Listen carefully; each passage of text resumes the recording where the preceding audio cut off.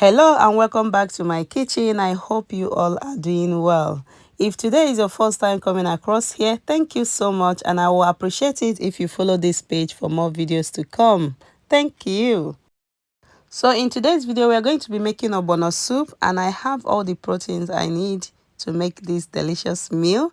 You can go ahead and use any protein of your choice: meat seasoning, chicken seasoning, ginger and garlic paste, Maggi, chili pepper, chopped onions, add a little water, stir well and allow to cook for 15 to 20 minutes.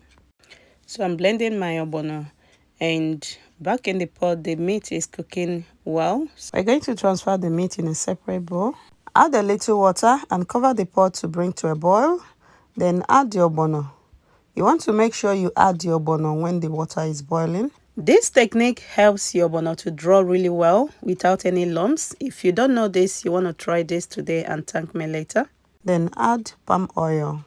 Cover the pot for 2 to 3 minutes. Then add dry fish, add crayfish.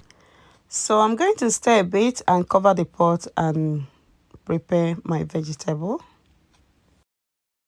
You can use any vegetable of your choice, and I've transferred the meat we took out earlier. And I'm going to stir well. Add your uziza for that beautiful flavor and cover the pot for a few minutes. Now we are going to add our vegetable after stirring this beautifully.